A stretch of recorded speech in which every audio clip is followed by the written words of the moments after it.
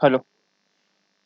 चलिए शुरू कर रहे हैं अपन लास्ट टॉपिक आपके आपके पूरे लेबर चैप्टर का। सर नाम है ओवर टाइम। सर नाम क्या चैप्टर का टॉपिक का कहा गया भाई? Over time. चलो। पर इसको लिखने के लिए आपको पहले बहुत सारी थ्योरी लिखनी पड़ेगी। मैं वो लिखवा रहा हूँ, थोड़ा सा बोरिंग होगा तो भी आप लोग को लिखना तो पड़ेगा। मैं आपको इसका फोटो भेज सकता हूँ। मैं काम करूंगा, मैं लिख भी रहा हूँ और साथ में एक फोटो भेजूंगा आपको, पूरा का पूरा वो कॉपी करना है आपकी कॉपी को। पक्की बात। तो हेडिंग डालेंगे सबसे पहले। हेडिंग डालिए। Treatment treatment of overtime premium overtime premium in cost accounting. ये सेल्फ इलस्ट्रेटिव रहेगा, उसके लिए ज़्यादा एक्सप्लेन नहीं करना है। जब आएगा तो मैं पहले आ, समझाना शुरू करूंगा। सबसे पहले वर्ड यहाँ पे आएगा ओवर टाइम प्रीमियम। तो ये शब्द का मतलब क्या है ये समझना। Whenever the worker whenever the worker is required to work is required to work is required to work beyond regular working hours regular working hour. क्या होगा अगर किसी बंदे को अपन रेगुलर वर्किंग आवर्स से ज्यादा काम कराते हैं? He has to be paid he has to be paid क्या पेड? Extra wages. इसको अंडरलाइन करना वर्ड को। एक्स्ट्रा वेजेस अंडरलाइन करेंगे, ये extra wages over and above over and above normal wage rate. This extra is known as is known as OT premium. ये extra को क्या बोलता हूँ मैं? OT premium. सर कुछ नहीं समझा, आपने लिखा दिया। मान लो ये बंदा है। बंदा सुबह 8 बजे जाता है, 6 बजे वापस आता है। कंपनी ने बोली कि बेटा 2 घंटा ओवर टाइम करना है। मतलब ये 6 से 8 भी काम करेगा। इसका मान लो इसको 20 रुपये पर आवर के हिसाब से मिलते थे, 20 रुपये पर आवर के हिसाब से मिलते थे। तो ये 6 से 8 में क्या इसको 20 रुपये नहीं मिलेंगे क्या? सर ये 20 रुपये तो मिलेंगे, 20 तो मिलेगा, प्लस ओवर टाइम करने के लिए एक्स्ट्रा कुछ पैसे मिलेंगे। सम 4 से 15 और मिलते हैं। तो ये जो 15 रुपये एक्स्ट्रा मिल रहे हैं, इसी को क्या बोलता हूँ मैं? प्रीमियम बोलता हूँ। इसी को क्या बोलता है मैं? OT premium, over time premium. बात समझ आई? इसको पॉज करो फिर लिखो, इसको पॉज करो और फिर लिखो। चलिए ठीक है। अब अगली हेडिंग देना। अगली हेडिंग देता हूँ ट्रीटमेंट्स। पहले तो अपने सीख लिया कि वो क्या होता है। अब अगली हेडिंग है ट्रीटमेंट। तो सर इसके लिए आपको एक बनाना पड़ेगा छोटा सा ग्राफ।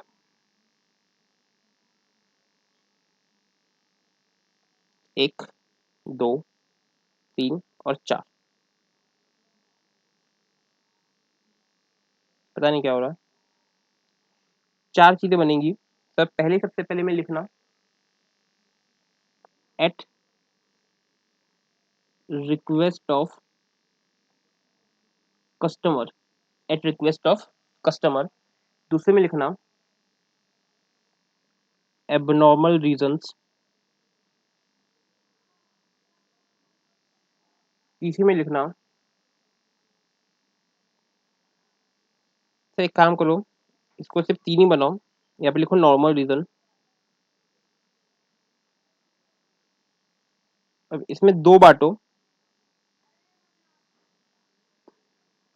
पॉलिसी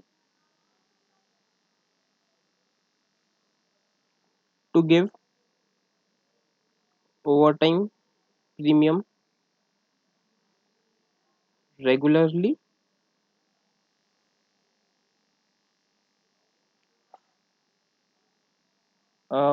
या फिर ऐसा लिखो, इसको इस तरह से लिखो, परफॉर्म रेगुलरली। और यहाँ पे लिखो do not perform regularly.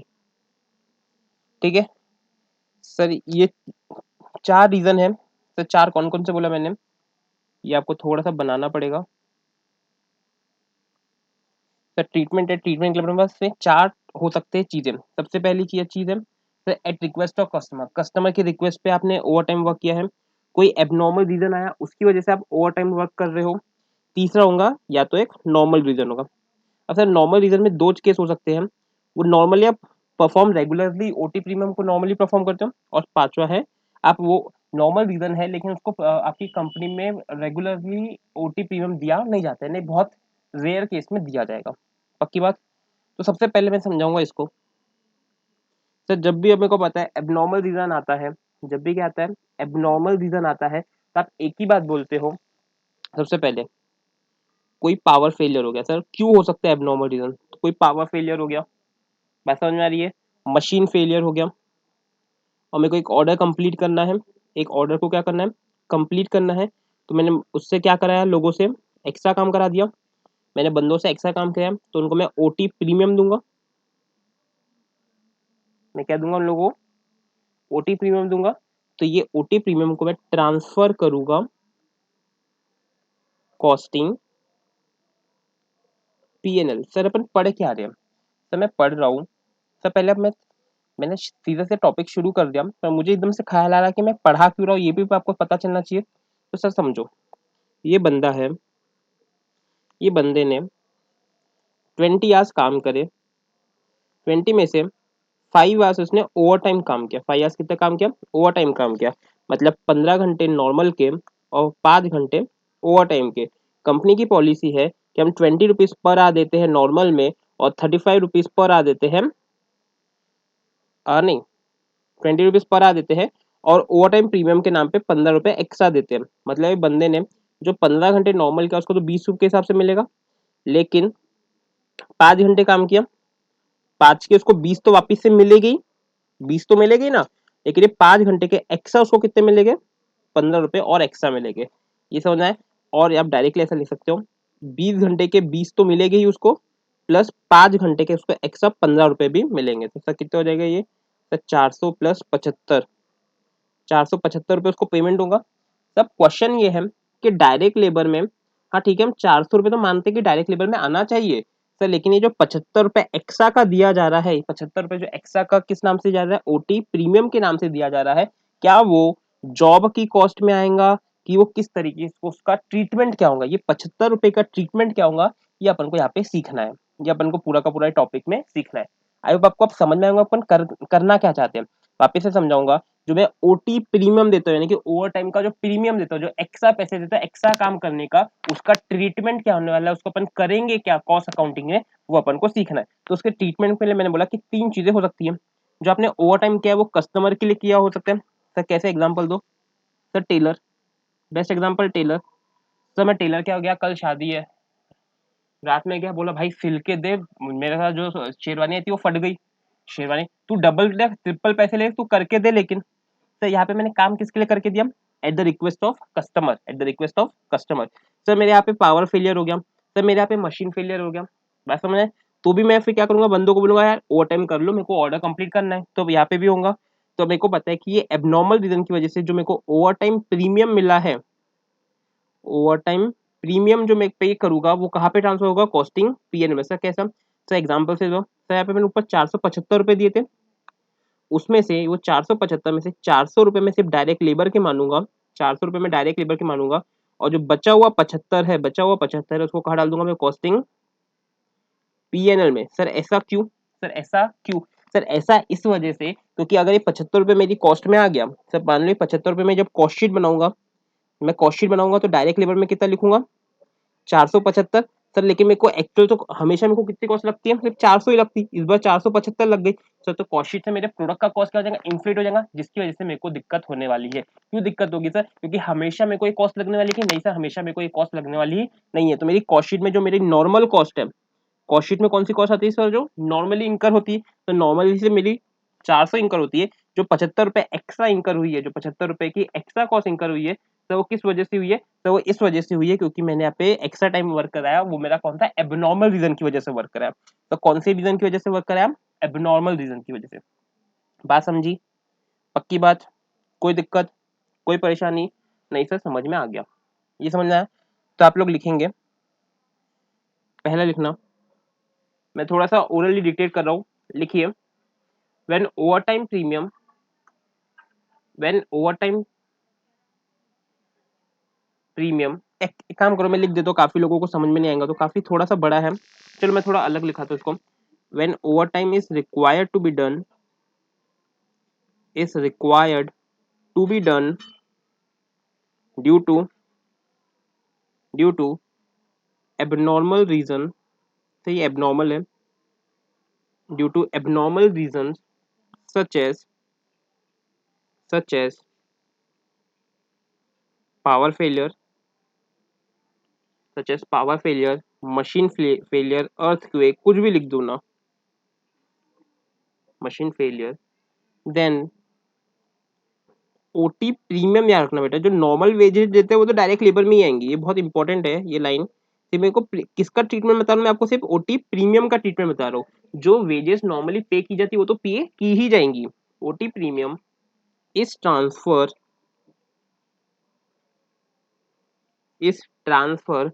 To abnormal loss account and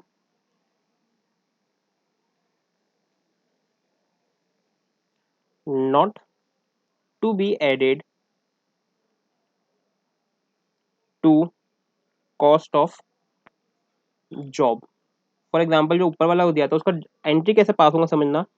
तो उसमें डायरेक्ट लेबर डेबिट होगा 400 रुपये से, डायरेक्ट लेबर डेबिट होगा 400 से, कॉस्टिंग पीएनएल डेबिट होगा उसमें 75 से, और टू यहाँ पे क्या लिखूंगा कैश, तो इतना पे कर रहे हैं अपन डायरेक्ट लेबर को 475। मतलब कि सर जब मैं कॉस्ट निकालूंगा कोई भी जॉब का, पर्टिकुलर जॉब का अगर मैं कॉस्ट निकाल रहा हूँ तो उससे डेबिट कितने से होगा, बस 400 से।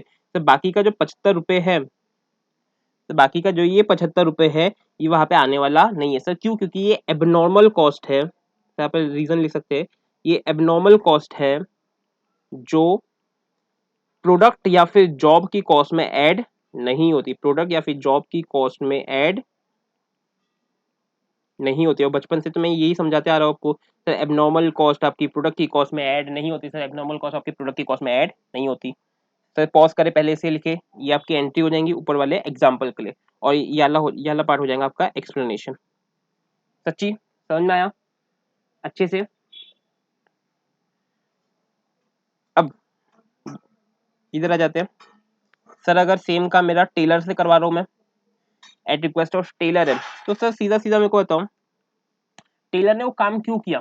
क्योंकि तुमने जॉब लाके दिए थे, तुमने वो जॉब लाके दिए, तो किस पे चार्ज होना चाहिए? मान लो कि टेलर 10 काम करता है, 10 काम करता है एक दिन में, यानी कि 10 कपड़े सिल के देता, वो ओवर टाइम कर रहा है, वो ओवर टाइम कर रहा है, क्यों कर रहा? आपकी वजह से कर रहा कि वो 10 काम की वजह से कर रहा? सर आपकी वजह से, तो क्या है वो 10 लोगों से पैसे वसूल करेगा कि सिर्फ आपसे वसूल करेगा? सर पूरी जनता एक साथ बोलना चाहिए, सिर्फ ये एक अकेले बंदे से करना चाहिए जिसकी शादी है, जिसका शेरवानी उसको सिलना है, उसी की वजह से अपन क्या कर रहे हैं, उसी की वजह से वो ओवर टाइम कर रहा है। सर अगर उसकी शादी नहीं होती है, वो अगर वो पर्टिकुलर काम के लिए नहीं करता, तो वो ओवर टाइम करता ही नहीं। तो अगर वो एट रिक्वेस्ट ऑफ कस्टमर होता है, एग्जाम्पल आप टेलर लिख सकते हैं, तो यहाँ पे लिखो पॉइंट नंबर 2 में लिखना, when overtime is performed, when overtime is performed at request of customer, at request of, अगर कोई और कोई पेन होगा तो उसे लिखना है at request of customer, then such, वापिस से देखना है वर्ड लिखना मैं, ओटी प्रीमियम, ये आपको समझाना बहुत जरूरी है सर। मैं ट्रीटमेंट सिर्फ प्रीमियम का कर रहा हूँ, बाकी का मेरे को कुछ लेना देना नहीं है, क्योंकि सर जो नॉर्मल कॉस्ट है वो तो कॉस्ट उसमें ही जाएंगी। OT premium is added in the direct labour cost, direct labor cost of that particular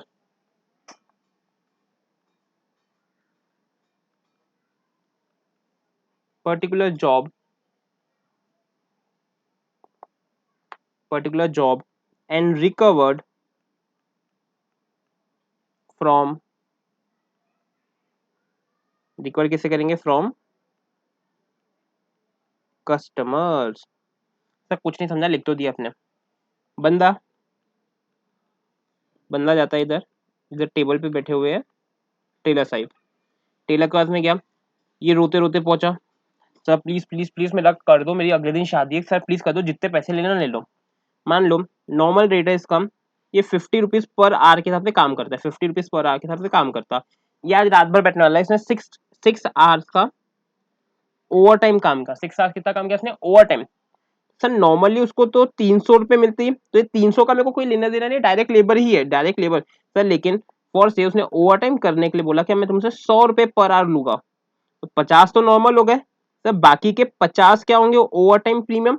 मतलब जो एक्स्ट्रा के 300 रुपये रहेंगे ओवर टाइम प्रीमियम के नाम पे, ओवर टाइम प्रीमियम के नाम पे, वो क्या कहूंगा मैं उसको ऐड कर दूंगा वो पर्टिकुलर जॉब में। मतलब कि जो मैं इसका टेलर, सर मैं आप सब प्रोडक्ट भी बोल सकते थे सर, समझो मैंने क्यों नहीं बोला।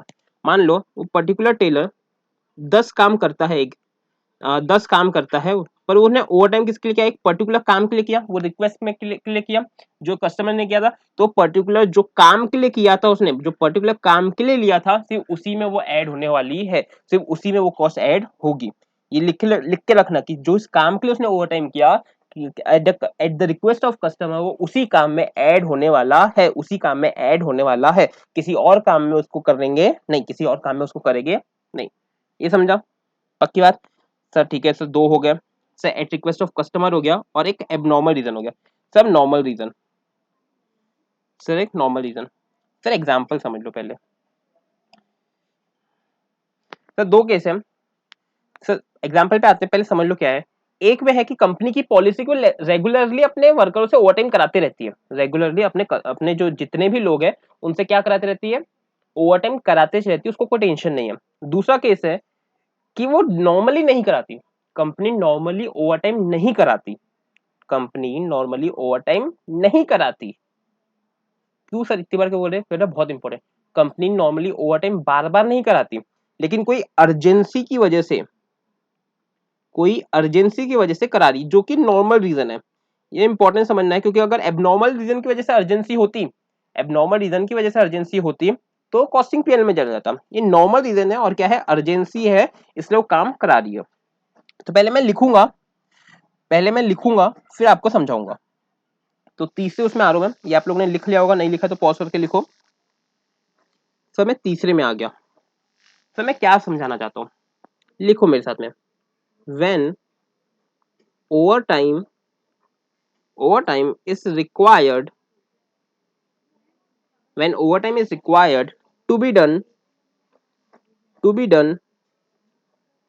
due to normal reason। बहुत बेसिक इंग्लिश में ख्याल से समझ में आ रहा होगा। when overtime is required to be done, and and it is a policy, it is a policy, it is a policy of the company to give overtime और to perform overtime, जैसे आपको लिखना, और overtime वर्क रेगुलरली, रेगुलरली यानी कि ये इनको policy की, नॉर्मल इनके यहाँ के आप पे कोई भी कर सकता है, इनका चलते रहता है। Then such overtime premium, such overtime premium is added, is added in the, is added in the direct labor cost। समझना, इन द डायरेक्ट लेबर कॉस्ट ऊपर से अलग जाएगा, of all the jobs, all the job, irrespective, irrespective of whether a job is performed in regular time or overtime। Sir sir कुछ घुसा नहीं दिमाग में, एक बार समझा दो ना सर। नहीं समझाऊंगा, हक। तो पहले खुद समझो सर क्या बोला मैंने। पहले समझो क्या लिखा हुआ है, और सर जो मैंने वर्ड को अलग अलग पेनों से लिखे उसमें थोड़ा इंपॉर्टेंट इसलिए लिखा हुआ है, इसलिए ये वाला सबसे इंपॉर्टेंट है। इसके ये वाला और इसके बाद वाला बहुत ज्यादा इंपॉर्टेंट है, इसलिए आपको बार बार समझना पड़ेगा सर। अपन क्या बोल रहे हैं कि अगर कोई ओवर टाइम है उसको रिक्वायर्ड टू बी डन है ड्यू टू नॉर्मल रीजन, तो और अगर ये क्या है कंपनी की पॉलिसी है, सबसे important word sir normal reason, साथ में कंपनी की पॉलिसी है क्या करने की, ओवर टाइम रेगुलरली देने की, तो प्रीमियम को मैं डायरेक्ट लेबर कॉस्ट में ऐड करूंगा। सो डायरेक्ट प्रीमियम कॉस्ट में ऐड करूंगा of all the jobs irrespective of whether a job is performed in regular time or overtime। For example दो ना, मान लो ये है विजय सेठ, विजय भैया, ठीक है। विजय भैया की दुकान है, विजय भैया की दुकान है, नहीं फैक्ट्री है, दुकान छोटे लोगों की। विजय भैया की क्या है, फैक्ट्री है। फैक्ट्री है मान लो पेन की, बंदे की फैक्ट्री किसकी, पेन की। बंदा रेगुलरली ओवर टाइम कराते रहता है, तो फर्स्ट मंथ इसने ओवर टाइम नहीं कराया, कुछ काम नहीं पड़ा होगा तो ओवर टाइम नहीं कराया, पर पॉलिसी की करवाते रहता है। और सेकंड मंथ में इसने ओवर टाइम करवाया, सेकंड मंथ में ओवर टाइम करवाया, सेकंड टाइम में ओवर टाइम करवाया, तो अब क्या होगा, बात समझना। चीज ऐसी होगी, मान लो कि इस टाइम उसकी पेन की कॉस्ट पड़ी थी इसको 4.5 रुपीज, 4.5 रुपीज। और याले केस में जब ओवर टाइम करवा रहा है वो, तो कॉस्ट की प्राइस पड़ गई 5 रुपए। कॉस्ट कितनी कॉस्ट पड़ गई उसकी, 5 रुपए की। अब दिक्कत समझना,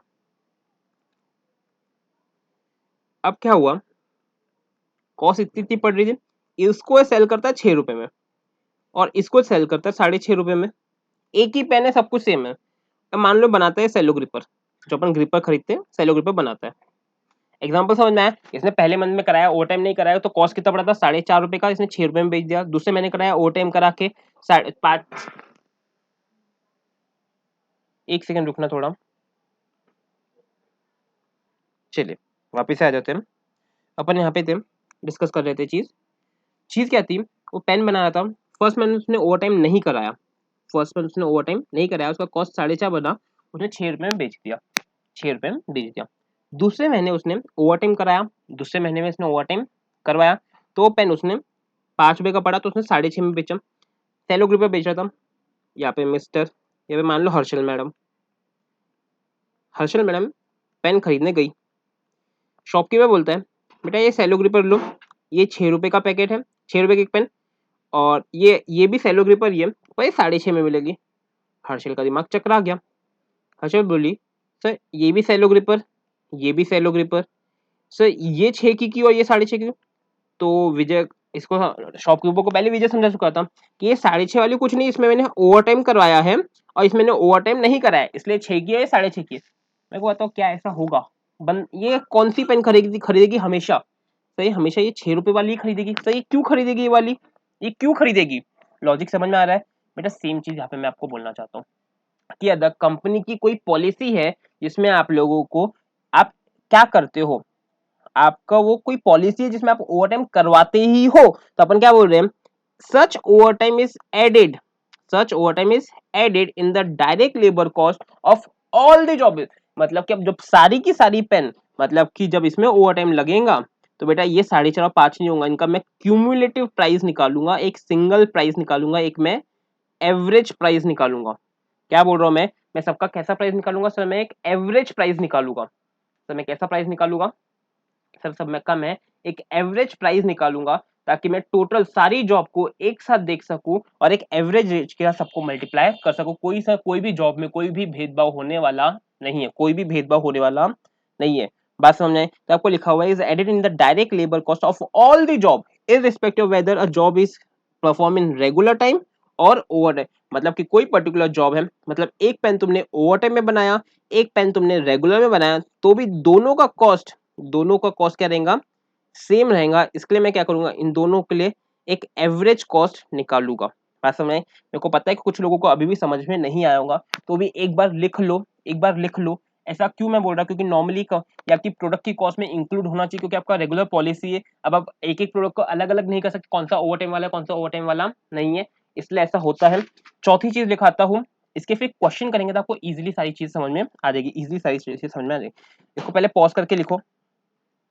अब मैं चौथी चीज में आता हूँ, अपना जो इरेगुलर वाला है तो उसमें लिखो when overtime is required to be done due to normal reason but not perform regularly as policy, कभी कभी करते हैं।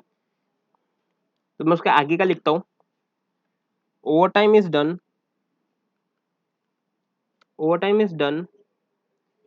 intermittently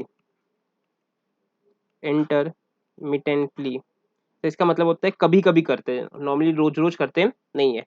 to meet the production deadline, मतलब मेरे को कोई प्रोडक्शन दिया हुआ था, कोई का प्रोडक्शन का मेरे को डेट दिया हुआ कि भाई 30 तारीख तक करना है, मेरा अभी तक हुआ नहीं है, मैं ऐसा ओवरटाइम कराता नहीं हूँ, पर मेरे को लगा कि करवा लेता हूँ, मेरे को काम करना है तो इसलिए मैंने कराया। Then such overtime is transfer to factory overhead. अगर इसकी वजह से ऐसा कुछ होता है जो तो एक्स्ट्रा पैसा मैं खर्च करूंगा ओवरटाइम का, उसको मैं कहाँ खर्च कर दूंगा सर, फैक्ट्री ओवरहेड में। अब सर ऐसा क्यों? सर ऐसा इसकी वजह से होता है, लॉजिक समझना। अब इसको आप अपनी प्राइम कॉस्ट बनाना नहीं चाहोगे, सर इसको अपनी आप प्राइम कॉस्ट बनाना नहीं चाहोगे, सर ऐसा क्यों? सर पैसे तो लग रहे सर, कहीं पे भी ऐड कर दो क्या फर्क पड़ता। ये इस लॉजिक में बिल्कुल भी मत जाना। सर एबनॉर्मल नॉर्मल का आप लोग समझ गए थे सर, आप में से कुछ बच्चे हो गए सर पैसे तो लग गए सर, डायरेक्ट लेबर में लो या फैक्ट्री ओवरहेड में लो क्या फर्क पड़ता। सर नहीं सर, बहुत सारे जो कॉस्ट कंट्रोल चीजें रहती है जिसमें बंदा क्या कराता है, कॉस्ट कंट्रोल कराता है अपनी चीजों का, उसमें आपको देखने को मिलेगा बहुत सारी चीजें कि आपकी प्राइम कॉस्ट कितनी है उसको कंट्रोल करो। फिर या फिर अगर कोई आप एक्स्ट्रा पेमेंट कर रहे हो, सर मेरे को बताओ सर ये जो खर्चा हो रहा है क्या ये डायरेक्ट लेबर कॉस्ट, क्या ये हमेशा होने वाला है क्या? सर क्या ये हमेशा, आपको मैंने समझाया कि ये प्राइम कॉस्ट हमेशा कौन सी नेचर की रहती है, वेरिएबल कॉस्ट रहती है, हमेशा कौन सी नेचर की रहती है, वेरिएबल कॉस्ट। सर अब अगर मेरा इस तरीके से प्राइम कॉस्ट रहेगा, मान लो कि इस बार मेरा प्राइम कॉस्ट 110 रुपये आ गया, 110 रुपये आया क्योंकि इस बार मैंने ओवर टाइम ओटी कराया था, ओवर टाइम प्रीमियम मैंने पे किया। अब मैं अगले, अगर मैं अगली चीज का बजट बनाऊं, अगला मान लो कि अगले साल का मैं बजट बना तो यही 110 का मैं अपना रेफरेंस लेके बनाऊंगा। पर सर इसमें तो मेरा ओवर टाइम प्रीमियम है जो क्या हर बार होने वाला है क्या? सर नहीं सर, ये क्या है मेरा थोड़ा सा एबनॉर्मल है सर, हल्का सा एबनॉर्मल है तो, क्योंकि मैं बार बार नहीं कराता। सर क्या पूरी तरीके से एबनॉर्मल है क्या? क्या सर ये पूरी तरीके से एबनॉर्मल है? सर नहीं, कि पूरी तरीके से एबनॉर्मल नहीं है कि कबीच नहीं होगा, सर कबीच नहीं होगा, नॉर्मली मैं कभी कभी कराते रहता हूँ। तो इसके लिए इसको मैं कहाँ पे ट्रांसफर कर देता हूँ, फैक्ट्री ओवरहेड में ट्रांसफर कर देता, ताकि मेरी प्राइम कॉस्ट बरोबर दिखती रहे, ताकि मेरी प्राइम कॉस्ट बरोबर दिखती रहे। बात समझ में? सर 4 चीजें पढ़ी अपन ने, वापिस से आता हूँ। आप लोगों को क्या करना है sir, at request of customer, sir कहाँ पे ऐड हो जाएगा, सीधा डायरेक्ट लेबर की कॉस्ट में ऐड कर दूंगा, बात खत्म, टेंशन नहीं लेना। सर एबनॉर्मल है तो डायरेक्टली कहाँ ट्रांसफर कर दूंगा, सर इसको मैं ट्रांसफर कर दूंगा कहाँ पे, सर यहाँ पे समझना, ये डायरेक्ट लेबर में ऐड होगी लेकिन पर्टिकुलर जॉब में ऐड होंगी, सिर्फ एक पर्टिकुलर जॉब के लिए ऐड होगी। सर यहाँ पे सीधी सीधी पूरी कॉस्टिंग पीएनएल में चले जाएंगी। सर नॉर्मल है, अगर परफॉर्म रहे तो ये भी डायरेक्ट लेबर की कॉस्ट में ऐड होगी, लेकिन सारे जॉब जितने जॉब है सारे के सारे में ऐड हो जाएंगे, वेदर रेगुलर में किया या फिर रेगुलर में नहीं किया। और सर अगर ये है तो डायरेक्ट लेबर में ना ऐड हो तो कहाँ चले जाएंगे, फैक्ट्री ओवरहेड में चलेंगी। कहाँ चले जाएंगी, फैक्ट्री ओवरहेड में। बात समझ में आ रहा है पक्का अच्छे से, कोई दिक्कत कोई परेशानी? सर एक बार आप लोग पहले पूरा लिख लीजिए, मैं नेक्स्ट लेक्चर में वापस से इसको रिवाइज कराऊंगा आपको। अभी थोड़ी सी आवाजें हो रही है, थोड़ा सा इग्नोर करना, ठीक है? तो इसको पहले लिख लो, लॉजिक लिख लो इस चीज का, फिर मैं आपको वापस से लेता हूँ, आपको क्या समझ में आना चाहिए क्या नहीं, क्योंकि एक जस्ट के पीछे में क्वेश्चन है, मैं उसको साथ में लेता हूँ। पक्की बात? सर क्वेश्चन नंबर मैं आपको बता दूं अगर कौन सा है, तो इधर तो नहीं है, ये वाला क्वेश्चन पहले अपन करेंगे, क्वेश्चन नंबर 5 वाला आप लोग पहले ट्राई करेंगे, फिर मैं कराऊंगा उसको। थैंक यू, चलो थैंक यू।